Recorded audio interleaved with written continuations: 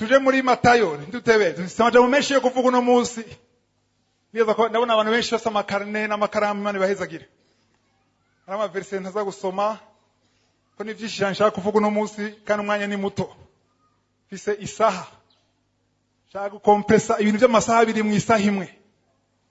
Amen. Matayo 17 tunyarutse Matayo 17 tuva ku murongo wa mbere gushaka ku wa gatanu. Matayo gice cha 17 murongo wa mbere tutashikana kuri gatanu.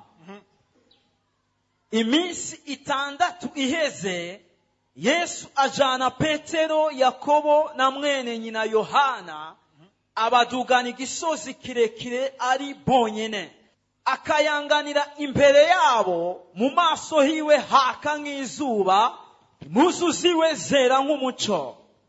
Maze Mose na Eliya barababonekera bavugana nawe. Petero abwira Yesu ati, Mwami, bitubereye vyiza ko turi hano. Niwabigomba ndashinga amahema 3 hano, rimwe ryawe, irindi rya Mose, irindi rya Eliya. Akivuga haza igicu gikayangana kibatera igitutu, kandi ijwi riva muri nyagicu riti, Nguyu mwana wanje nkunda akampimbara, nimumwumve. Subiramo ya nyuma gatanu. Akivuga haza igicu gikayangana kibatera igitutu, kandi ijwi riva muri nyagicu riti, Nguyu umwana wanje nkunda akampimbara. Nguyu umwana wanje nkunda akampimbara. Haleluya. Nimumwumve. Imana ishimwe. Iryo jwi ni ryande? Y'Imana Data. Haleluya. Yesu yabonanye nande? Na Mose nande? Na Eliya bariko baraganira. Petero abona ati ba bagabo barangana. Ati reka ndabubakire amahema ngahe 3, imwe rya Yesu, irya Eliya n'iyande ya Mose. Akibivuga gusa hacaza ijwi rigira gutera ifuta ivyo yakora avuga. Umurongo wa 5 nashaka iryo jwi ryavuze ngo uyo n'umwana wanje nkunda. Igifaransa avuze ngo ankije mi toute bonne affection. Kandi agira gute? Akampimbara. Nashaka imbere ko ntangura twumve itandukaniro ryo guhimbara umuntu no gukunda, guhimbara umuvyeyi no gukundwa n'umuvyeyi. Sivyo? Nashaka twumve ko abantu bose baba bakizwa, abakijijwe n'abatarakizwa bakiri mu vyaha, abo bantu bose Imana irabakunda. Kweki navyemeza kubera Yesu yabapfiriye. Ntushobora gutanga ikintu cyawe cy'agaciro ku muntu udakunda. Yona avuga ngo turamukunda kuko yadukunze ubwa mbere. Mvuga yuko Imana yaragaragaje urukundo rwayo kuri twese, itanga Yesu kuri twese, abamwizera n'abatamwizera. Rero ntuzugerageze kugira inguvu cyangwa ukagerageza gukoresha inguvu ibyo ushoboye byose kugira ngo Imana igukunde. Uzoba uri kurata umwanya kubera Imana iragukunda. Irabakunda, ntumubwira ngo Mana ngira iki kugira inkunde, kuko isanzwe gukunda. Ariko vuga uti ariko hari icyo ushobora gukora ukayihimbara, kuko bose ntibayihimbara. Twabyumvise. Kuko urashobora kuvuga ngo ngongera ngira ibi, ngira mpimbaze, ngira mvuga amashimwe kugira Imana inkunde. Isanzwe igukunda. Abafise abana benshi ngaha 5, 10, harafite 10 ngaha. Abana bawe bose ndazi kubakunda, sidakubaza nimba uri normal, sivyo? Atakibazo ufise, ndazi ko abana bawe bakunda. Na kijya kigaba uragikunda, ariko nikiguhimbara, sivyo? Avyeyi bakaba ndabakunda bose, barampimbara bose, urabesha. Umwana tumura adasinziriye uko umuhamagara abasenzi, uramukunda nje tumuhamagara abasenzi, muga ntaguhimbara. Hari itandukaniro. Urakunda abana bawe bose, ariko ntibaguhimbara bose. Cyangwa nimba baguhimbara bose, ushobora kusaba n'abindero baguhimbara bose, ariko ntibaguhimbara bose cyo kimwe. dushize ku munzane hariho 1 2 3 4 5 ukose batanu. Hariho guhimbara gusumba abandi kubera iki? Bivanye n'ingene yifata imbere yawe, bivanye n'ingene akubaha, bivanye n'ingene yumvira, bivanye n'ingene amenya mu ishure. Sivyo? Ntuzoreka guhimbarwa n'umwana wawe kubera yoga mu ishuri kuko ashobora kuba afite ikibazo cyo kutatahura n'ingoga. Sivyo? Takuvuna. Ntumuvune kubera byamunaniye, ahubwo mufashe. Sivyo? Ntabyo muzi? Barabavuna bien. Ugasura ko nka esheke n'ucurabe yutahana urarangaha.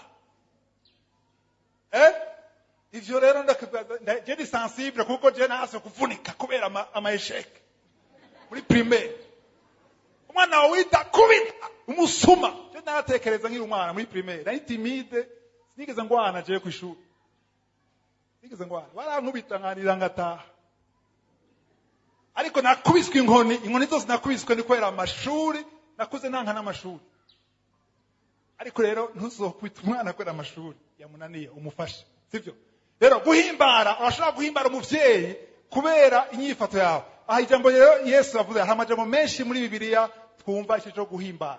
Hari amaverse menshi ntazaza gusura gusoma, ariko umuntu ahimbara Imana, umuntu akora ikintu kugira uhimbara umuntu bisaba gukora iki?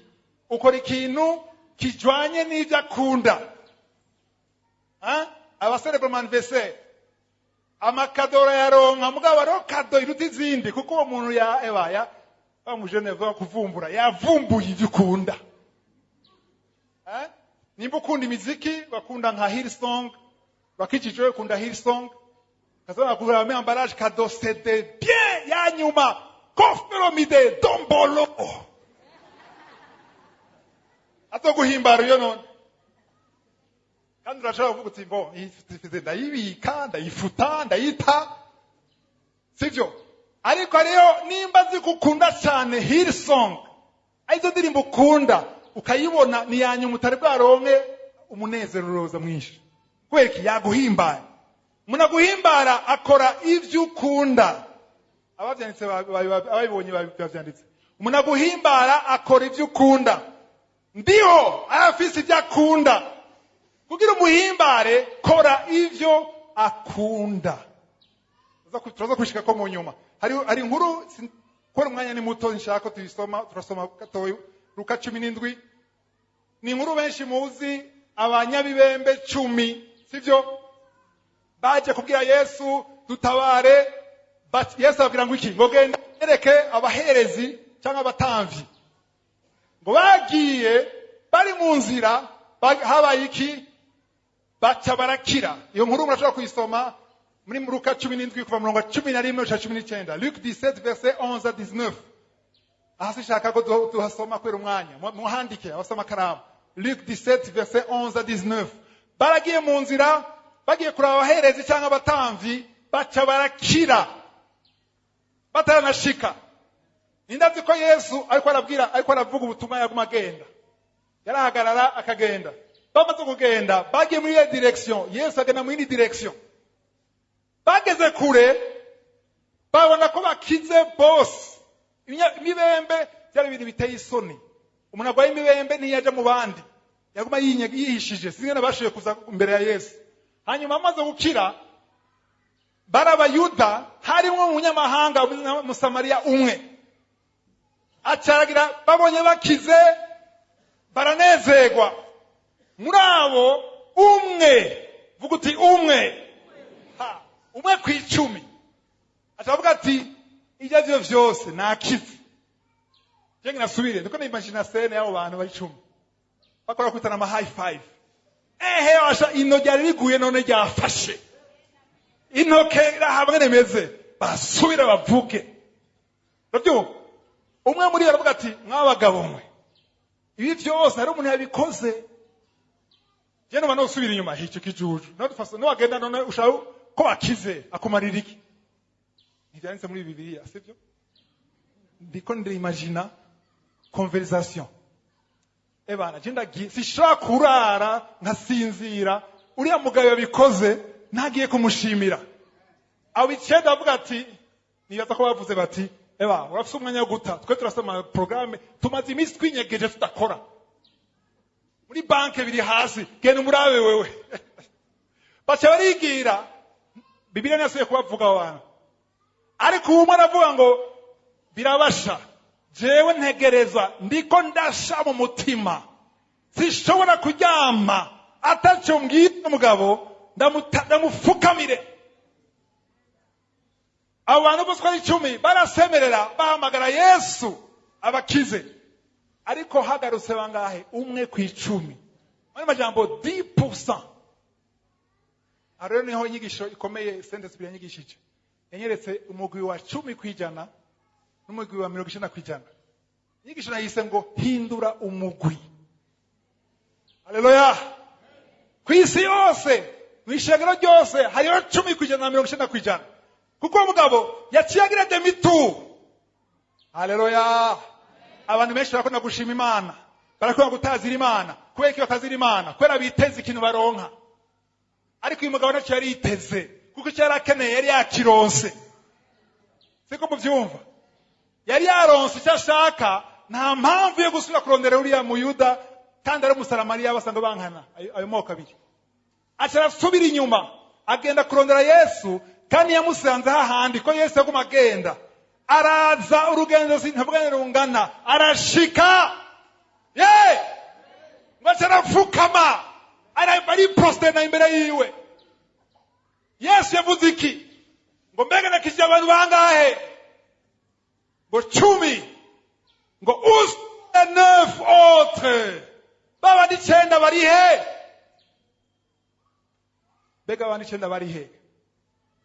Bari mu mugwi wa 90%. No musi shwa kuri muri abo 90%. Ngo mbega nibona yuko uwaje kunshimira ari umunyamahanga, umusamariya. Abayuda bagiye muri iki dombolo, kuryoherwa fete, ariko umwe gusa. Yesu yamubwiye gute? Ngo ukwizera. Haleluya. Abaheburayo muze munandika, Abaheburayo 11:11 Hébreux 11:6 ivuga ngo nta muntu ashobora guhimbara Imana adafise ukwizera. Sans la foi, il est impossible de plaire à Dieu. Ikintu cyatumye umuntu agaruka si no gushima gusa, ni kwizera ko yashitse amufukamira. Yesu amubwiye ngo ukwizera kwawe kugeze gute? Kugeze gute? Afite mu Kirundi ni mu vyumva cyangwa mu Kinyarwanda. Kwemeza ngo kwizera kwawe kuramukijije. Ntiyambwiye ngo kwagukijije muri kahise, sivyo? Hari ukwizera kwamukijije iki? Imibembe. Ni kwa kwizera kwitwa kumvira. Obeissance. Takwaze ugiye kona Yesu utanamuzi ko ari umwana w'Imana, utanakimumuzi ko. Akubwiye ngo uragwaye imibembe. Hagu abandi bose arabakizaho nyene. Ariko urabwiye ngo genda wiyereka abaherezi. Mwana majambo Yesu yamubwiye situation impossible. Kubera iki? Umuherezi nikiziga ntashobora kwikorako. Kwa kirahumanye. Umuherezi cyangwa umutamvyi ntakora ku kintu kiri impure. Yesu yatumye ahantu impossible. Ariko bavuga ati ko yabivuze turagenda tu. Nibishoboka turagenda. Eliya yabwiye ngo nzorugika igikona ikuzanira iki? Inyama. Nindazi ko ibikona bikunda inyama. Nindazi ko ari ikora cyo vangaha gushika kuri jamiri n'inyama kukikuzaniye. Ishika yaheze cyangwa ronka gace gatoya. Ariko Imana yabwiye Eliya ibidashoboka kugira yerekane ko ari Imana. Imana yabwiye Eliya ngo vangaho genda Sarepta Zeferati, nategetse umupfakazi. Haleluya. Adashobora kurya afise ubugari bw'uyo munsi gusa ngo niwazo kugaburira. Eliya aravuga ati ndiyo Bwana ndagiye. Bega niraduza ko Imana ikona koresha ibintu bidashoboka. Imana ikoresha ibidashoboka kugira yerekane ubumana bwayo. Yabwiye ati genda abahereze umuyereke. Ntibanashitseyo. Kubera iki? Kumvira. Ibintu bibiri bituma uhimbara Imana, kumvira no kwizera. Haleluya. Ukwizera kuwo mugabo n'abajyana n'abandi 9 kwatumye bagenda batumbera abaherezi sivyo cyangwa abatamvyi.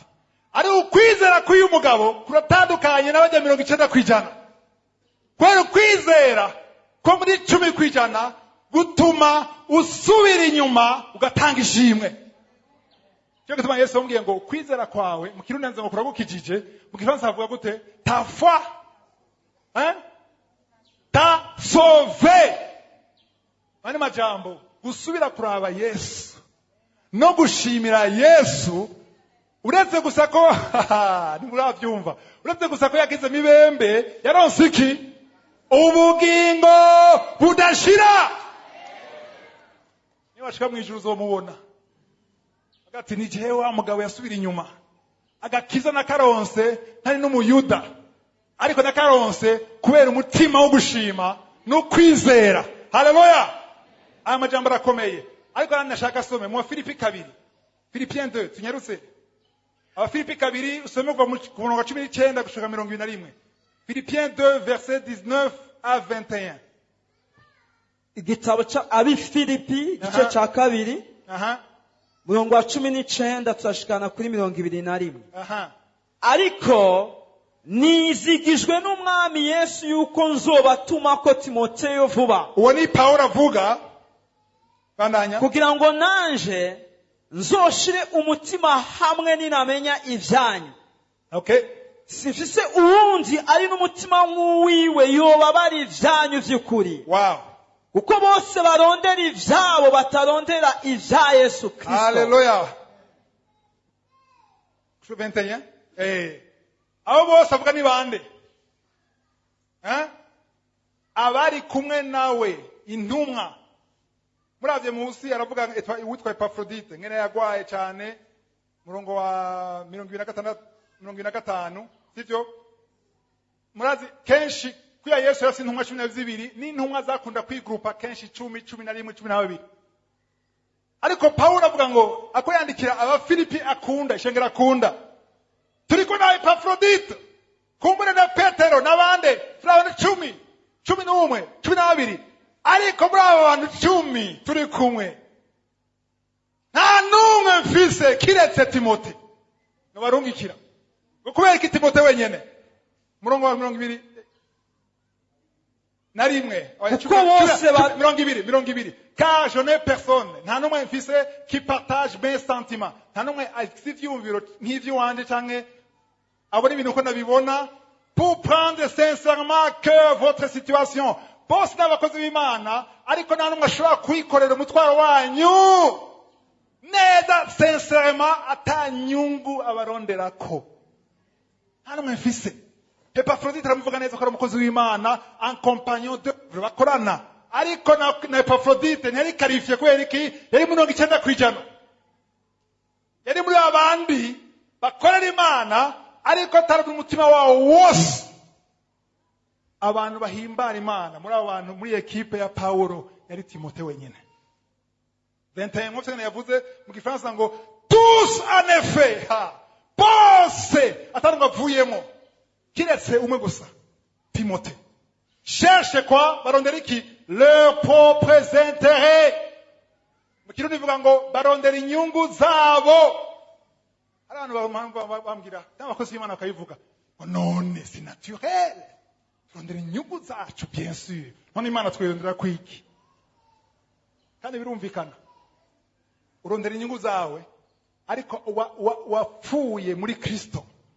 Naba kirondera inyungu ziwe kuko yasomye mu Galatiya 2:20 mu Galatiya 2:20 ko jewe ntakibaho ariko ni Kristo abaho. Nimba mumbona jewe sije nkibaho ni Kristo aba muri jewe. Bisigura yuko inyungu ndondera bikizizi wanje. Ndondera inyungu zande za Kristo. Timote arondera inyungu za Kristo. Epafrodite harimo agapartikiwe. Bisigura ko yari 90%. Ariko 10% barapfa. Nibatanga ibimazi bacika ibimazi. Nibatanga ibitambo bacika ibitambo. Iragumye nyigisho sivyo? Iragumye ariko irakenewe. Mani shimwe. Aha yavuze ikintu nkomeze nabonye yuko avuze ngo bose kiretse inde Timote. Nivuga yuko umwe kuri 10 canke 10 kw'ijana niwe mfise, kandi ngenda barungikire kubera ahimbara umutima w'Imana. Umuntu ahimbara umutima w'Imana, mu byandike, umuntu ahimbara umutima w'Imana arondera inyungu zandiho gusa. Amen. Imwe mu bantu majana. Inyungu zandiho. Biragoye kumva ariko tuza gutahura, sivyo? Wow, hari umurongo nshaka kubereka muri buragena muri Kuvayo 32, Exode 32. Exode 32. Paulo akona bavuga ngo mwigane Kristo, munyigane nkuko naje nigana nde Kristo. Ni bake bazukari bake bavuga ngo munyigane muri Bibiliya. Paulo aravuga ati ni munyigane nkuko naje nigana Kristo. Sivyo? Akarero ka mbere na Paulo ahirira igishaka kumwigana. Ariko ari umuntu jewe muri Bibiliya mbonye Eliya kuva kera nk'ikizwa, navuga nti ukwizera kwa Eliya ndagushaka. Ndashaka kuba nka Eliya, ndashaka kuba nka Paulo, nkabona abahizi, ndashaka kuba nka Dawidi. Ariko ndababwiza ukuri, sishaka kubesha imbere y'Imana. Hari umuntu yananiye kwigana. Cyaranse ko ndamwigana ku kintu kimwe gusa, umuntu yitwa Mose. Hari yananiye kwigana, n'ubu ndiko ndavuga ntavyo noshobora kwigana ivyo bintu yakoze. Azini yakoze abantu baragambara Imana ishaka kubica. Mose avuga ngo iki? Ntubice kuko baca bavuga ngo ya Mana yabo yabakuye he? Muri Egiputa kugije kubicira he? Mu butayu, mu bugaragwa. Kubwije rero Mana, cyese ishaka gusipota kubona usuzugurwa.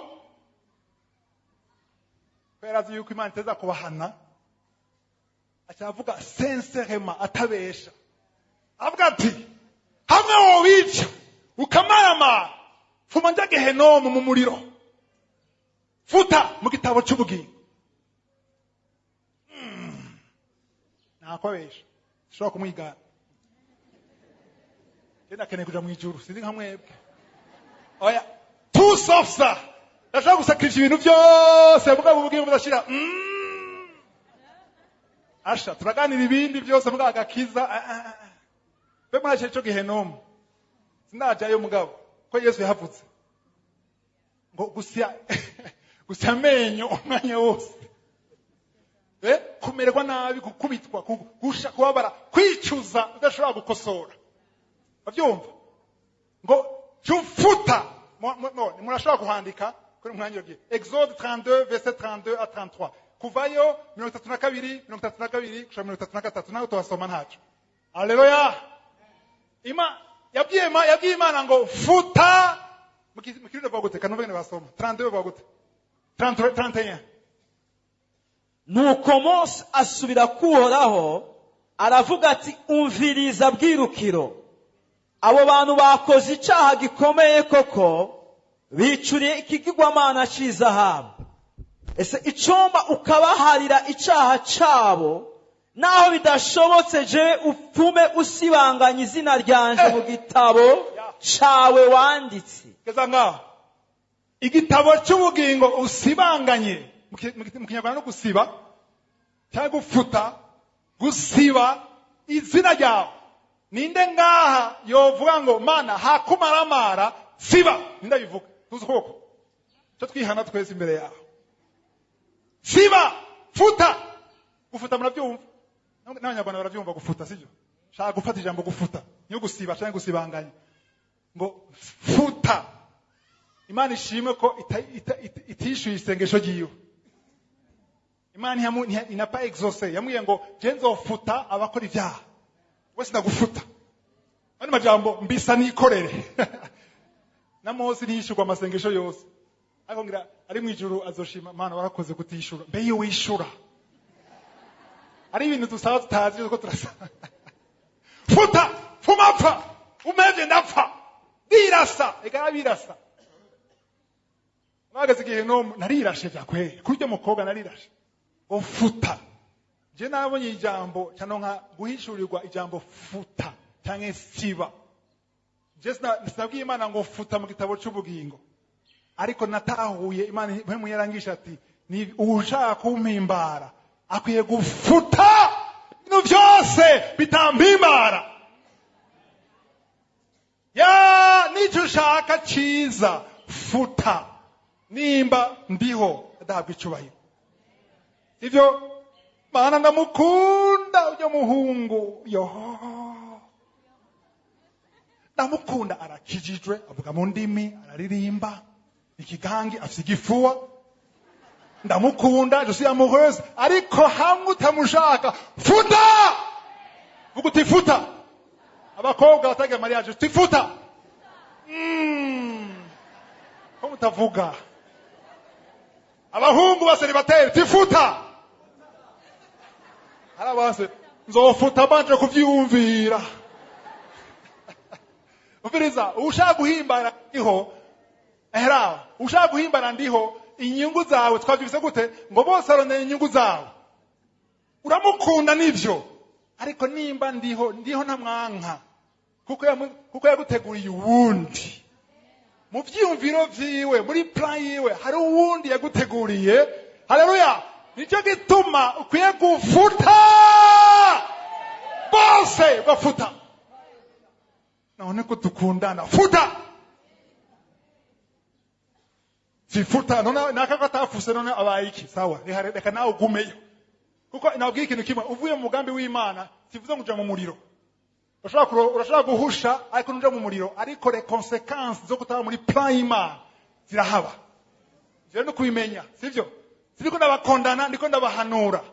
Ni vyiza kuba muri plan y'Imana, plan parfait de Dieu. Ivyo yateguye wewe utaravuka, nijye ushaka kugenderamwo, atari ivyo fu aha, ari ugiza ngo ta n'akadomo arashirako nyene pa. Hari ibintu bikwiye no musahinza gufutika, hari amaproje pirate aza gufutika, hari amaviza ya fo aza gufutika. Kubera iki? Dushaka umuhimba. Ushaka uve muri 90%, 90%, uje muri 10%.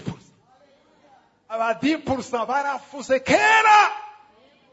Enabwire turavuga amen, mugabo gufuta nivyoroshe.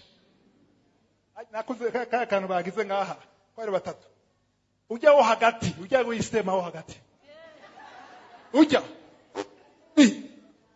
wo hagati bagize umushaha, afite umushaha ugiye hamwe n'umubiri, ubona ko yagira amageste hakavuga ujya agira gutya, sivyo? Uriya yashavura mugabe kwa exprime kuri yo w'imbere. Rero ujya w'imbere no wa kabiri bagiye hamwe bagira cyo bita la chair, umubiri. Hanya niho ibintu byose byapfiriye, sivyo? La chair imaze gupfa, hakomanda uriya wa nyuma wa gatatu wamuboye, uriya wa komanda, uriya w'inyuma kugira ngo futa wenyene. Tunafuta birimo. Nashaka kubereka itandukaniro riri gukorera Imana ko bitandukanye no novuga gute, guhimbara Imana no gukorera Imana gatandukanye. Urashobora gukorera Imana udahimbara Imana, mwari mubizi? Urashobora gukorera Imana udahimbara Imana. Murashobora kwandika Matayo 7 mwandike gusa, sivyo? Muze gusoma mwandike kuva ku murongo wa 20-21 ngene abantu baba ngo narasengeye abantu barakira, ibimuga byarahagurutse, ibitangaza byarakoretse, apana mu izina rya Dagoni, mu izina ryawe. Yesu avuga ngo sinigeze nabamenya, kandi ibitangaza ni Yesu yabikoze. Cyakwereka ikintu kimwe, hariho gukorera Imana no guhimbara Imana. Reka ndabakarorero, sivyo?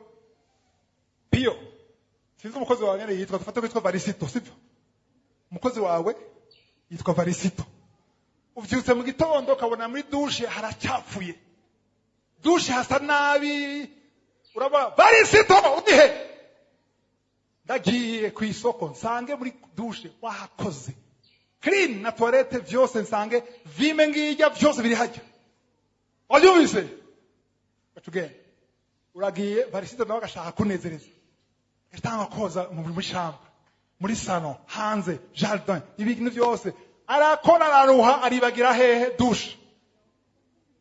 Piyo avuye mu isoko yumvira dushe yanje sanga barisido yakoze akazi pa. Urashitse nubwo muri sano hasa neza nubwo hanze hasa neza umutwe wawe uri muri dushe. Muri dushe barisito wakoze biki patron nta bantu hose nakoze nagutwiye hehe muri dushe. Nabwiye barisito yakoreye Piyo cyane yamukoreye yamuhimbaye cyane yamuhimbaye. Wow. Uye kuvyumvira ko ivyo bintu. Urashobora kwibaza ngo uriko urahimbara Imana ko uriko urakora cyane ariko utari mu vyo Imana guhamagariye. Urashobora kuba urahimbara Imana uri mu bintu wibwira ko ari vya grave. Cyo gituma abantu benshi bakunda kwigana abakozi b'Imana. Abakozi b'Imana bavuga ubutumwa neza ndandira ngo ndabuvuga. Araririmba nta ningabire ufite kuririmba nandi ndashaka kuririmba. Ubutumwa bwo kuvuga kuri WhatsApp nandi ndafite WhatsApp. Ibi ugashaka kwigana ariko wahushije ivyo Imana igushaka gukora. Ugaca bibaza ngo Imana izogunezererwa kubera ivyo wakoze kuko tumenye yuko Imana idafashwa. Ariko nikivuga ngo Imana irafashwa. Murabizi? Imana irafashwa. Murabizi kubyumva? Imana ifashwa. Imana yashaka gukorera muri wewe, muga nifashwa. Imana irikwije nifashwa. Sivyo? Hariho God idea na good idea. Si cyumviro ciza gusa, ariko ni cyumviro kivuye ku Mana.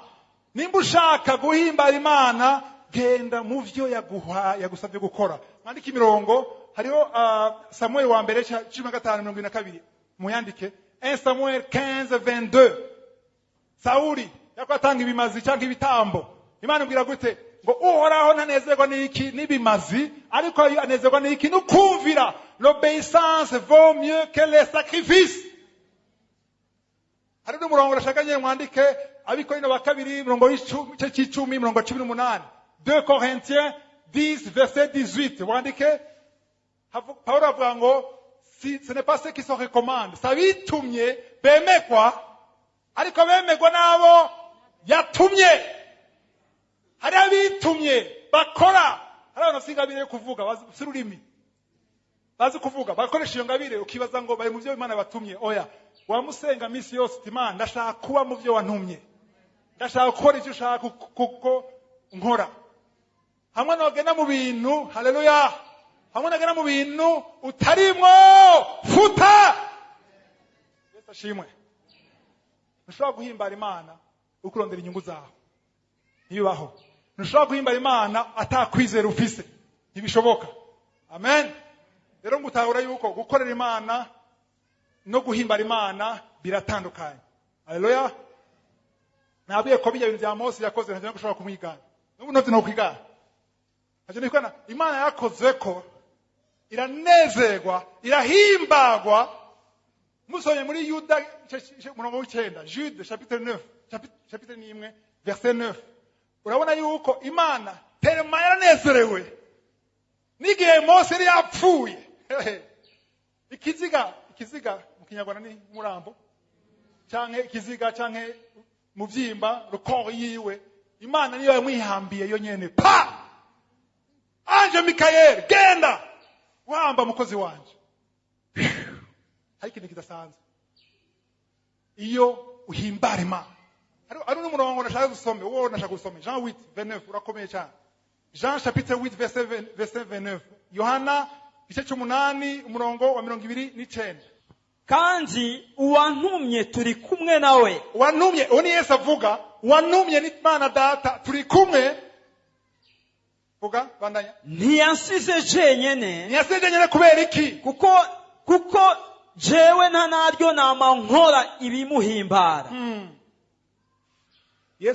Yesu yari Imana, umwana w'Imana yigira umuntu, sivyo? Arageragezwa. Ariko aravuze ngo wantumye. Siko mu byumva, so mu Gifaransa. Celui qui m'a envoyé est avec moi. Wantumye turi kumwe. Mana majambo ari hafi yanje. Abyumvise? Ari hafi yanje ngo niyandetse jenyene, ne m'a pas laissé seul. Kubera iki? Parce que je fais ce qui lui est agréable. Kubera nkora ibimuhimbara ntashobora kundeka aguma hafi yanjye. utahure yuko iyo uri kurahimbara ndiho uri kurakwega ndiho mu buzima bwawe. Iyo kuragarariza naho uri kurishira kure ndiho. Niwe wishira kure. Ariko iyo uri kumwumvira ugakora ibyo ashaka ukarondera gafuta ibitari vyiwe byose, niko yuko aba hafi kwerura muhimba. Uri murongo muwandike ntusoma.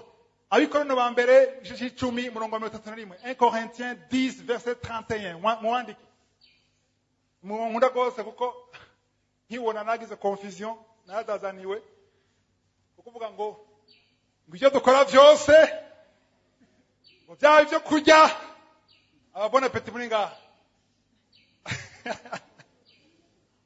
ngo byaba ibyo kurya byaba ibyo kunywa ngo n'icyo cyo cyose twokora tubikore kubera iki? Kubera kayaba gukeza, kubera bituryohera, kubera icubahiro cy'Imana. Ninda janga kubera icubahiro cy'Imana. Cyatse yakora dushonje. Ngo apana kujya gusa no kunywa. Ngo cyo cyose wokora. Ukibi cyo gihesha Imana icubahiro. 90% haba mu isi, haba mu ishengero bakora ibibahimbara. Bakora ibajyohera. Bakora seno amagu yabo. Ariko 10% niyo dushaka tugende dusimbe tuve muri 90 tuje muri 10. 10% bashaka ibyo bakora byose no kwiga mu ishure. Ivyose inyambaro wambara wiyumvira icubahiro c'Imana. Abagenzi ufise wiyumvira icubahiro c'Imana. Abantu bose mugendana wiyumvira icubahiro c'Imana. Umurongo wa 31 mwawanditse. Ahantu haranyugurura amaso gose kuko ibyo ukora byose wiyumva icubahiro c'Imana. Haleluya. Nashana berekera ibintu bibiri. Itandukaniro riri hagati yo guhimbara Imana, utaramenya ngene guhimbara, itandukaniro riri hagati yo guhimbara Imana no guhimbara abantu. Ntushobora kuvuga mu mugwi wa 10%. Bishoboka. Kuko urashobora guhimbara abantu wibaza ko urahimbara Imana. Imirongo rero hari mirongo piyo witegure, hari umurongo tudasoma. Abagalatiya cyo cyambere mu 10, Galati 1:10. Iko nanyarutsa kuko hari byinshi nshaka kuvuga ariko umwanya kuriruka, sivyo?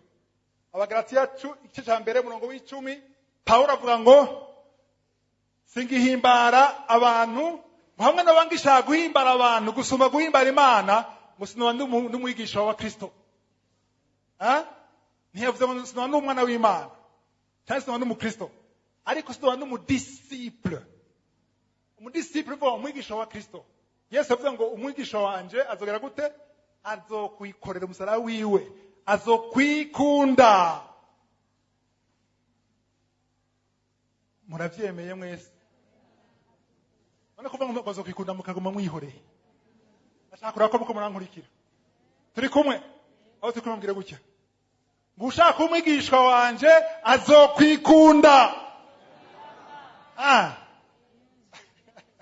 Azogera gute? Azokwiyanka. Okay, sibarije uyanka ngaha. Ushaka kuzokwiyanka naduze ukuboko. Mwe Imana mushoboje kuzokwiyanka. Ubuntu bw'Imana bugushoboje kwiyanka. Ahandi shoboka kwiyanka. Hari ibintu bigoye kwigisha kugira abantu ngo nimwiyanke. Ijambo ry'Imana bagomba kuzokwiyanka. Rero twabonetse muri Galatiya cyo cyambere umurongo w'10. Nashaka tuje muri Matayo 6. Tugize ibisi ko turabivuga muri kanguka ivyerekeye guca bugufi. Matthieu chapitre 6. So murongo wa mbere gusa. Anyi hari inyigisho nyinshi gose ya beaucoup d'enseignement mu kino gice cya 6. Chapitre 6. So murongo wa mbere gusa. Mwirinde nimugakorere ivyiza byanyu mu maso y'abantu kugira ngo babarabe. Nimwagira mutyo ntimuzogira impera kuri so wo mwijuru. Abyumvise? Turi kumwe. Ngo mwirinde iki? Mwirinde, gardez-vous de pratiquer votre justice devant les hommes. Mwirinde kugira ubugororotsi cyangwa icyo mukora cyose imbere y'abantu. Birashoboka. None abantu ko turi muri bo uzokwinyegeza. Ubugororotsi buzaba muri chambre gusa. ariko imbere y'abantu ntibushoboka. Ndashaka tugende bukebuke, sinshaka kwihuta. Kugira ntubonwe. Mwana majambo, ikibazo hariho abantu batatu ngango mugaraho kuri ya image. Ujye w'imbere hari ibintu byiza by'ugoroka yakoragira, sivyo? Agashaka uriya wa kabiri ashaka bamubone, bambone. Kugira uje muri 10% hari igikorwa gikomeye tuza gukora. Ngo ni ivyo ukora byose nurondere ko abantu bakubona, nubwo bazokubona mugabo umutima wawe nurondere ko bakubona. Mwana majambo, nugira ikintu ugira abantu babone ivyiza vyawe, babone ingeso nziza zawe, babone ingene Imana yaguhezagiye, sivyo? Ngo pour être ngo pour en être vu, kugira ngo babonwe, sivyo? Yesu avuze ngo autrement atari uko naho vous n'aurez point de récompense auprès de votre Père. Ngo nta mpera muzoronka cyangwa ingororano muzoronka so wo mwijuru. Kubera iki? Twibaza ikibazo. Kubera iki Imana ndashaka kuguhezagira kandi bakoze ikintu ciza kaguhora ngo we abantu bakubonye cyangwa geraje kwiyereka abantu. Kubera iki? Tubandanye. So murongo wa 2 gushaka kuwa 4. Ndazora guhagarika 2 à 4. Niwagira ubuntu ntuzovugishe inzamba imbere yawe nk'uko indyarya zikora mu masinagogi no mu nzira. Ubuntu ngavye omone, gutanga amafaranga, sivyo? Niwatanga ntuzogire gute? Ntuzovuza inzamba. Trompete imaziki. Trompete ivuga ati hey! As-tu vu? Mwambonye? Ntuvuza inzamba, mwana majambo Yesu akavuga ngo ntwatire attention y'abandi. Ntwatire attention y'abandi ngo kubera ikinza naguciramwo uzuramenye aho gari aho naguhagarikiye. Imbere y'abantu nkuko aba hypocrite indyarya zibigira bandanya ngo bashimwe n'abantu. Ndababwira ukuri baramaze guhabwa impera zabo. Bamaze kuroga impera zabo izihe? Torwa grave. Uru wa mbere na kuva mvuka ndabona umuntu arishenewe nka wewe. Yo ni impera biherera ngaho nyene. Mwijuru nurindira ikindi. Mana naratanze impera warayironse hajya muri MK direct. Wayironse ntuzire kuyimbara ijya turi kumwe. Kubera iki Imana ibabona turi kumwe? Turaza kuvyumva. Wageze ku murongo wa 3 wa 4. Ariko weho niwagira ubuntu. Geza ngaho. Abo bantu meje kuvuga bimbyajya ni bamwe muri 90%. Uriya Yesu agravuga muri 10%. Ariko wowe uri muri 10%. Bandaye. Niwagira ubuntu, niwatanga, ntumenyeshe kubafu kwawe ico ukuryo kwawe gukora. Bigaragara yuko wewe uri muri 10% ukorera hehe? Mwibanga. Kubera iki? Verse 4. Kugira ngo ubuntu bwawe bugirirwe mu misho, ivyo utanze bigirirwe mu misho, kandi so abona ibihishijwe azoguhera. Akantu nyuma kumutse kanyuma. Kandi so abona ibihishijwe. Mwana majambo ibigaragara ntavyabona. Fanditse noye. Ton père qui voit. Mwese ko handitse. Jere ndimba gose mwijambo. Haleluya. Amen. Ngo so ton père qui voit dans l'eau. Mwana majambo ton père so wawe abona ivyihishije. Ivyo ugize ku mugaragaro ntavyabona. Bibona bande abaguhimpera, abakwemera, abagutera amashugwe, indavyo, abo nibo babibona, ariko so ntavyabona. Yesu Imana ibona vyose, ariko ntavyiraba, nivyo yitaho, ntaco yibwira. Niwagera gutanga, ufasha abakene, ufasha imfuvyi, ufasha ishengero, ufasha abakozi b'Imana, ugashaka ko abantu babimenya, ndakubwire so wo mwijuru ntabyo azobona, nta n'impero uzoronka.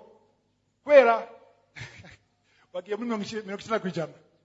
Kubera ushaka yuko bakuvuga, washatse kwatira attention y'abantu. Cyo tuma rero hari gihe mbabara mbonya mu mashengero kuri YouTube aba 500,000 muze hano,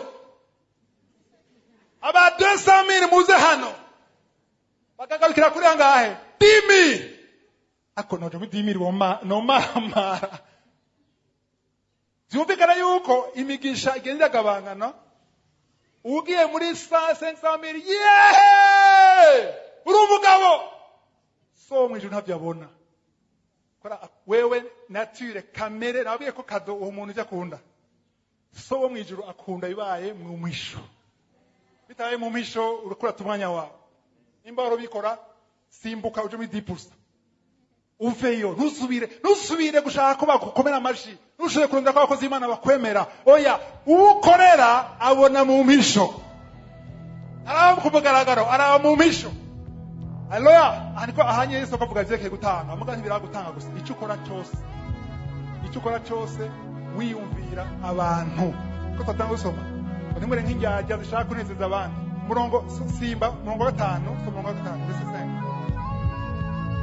ino nyigisho nishoboye kurangira ariko murashobora kuyibandanya mugakomeza muyumviriza mu gice cya kabiri.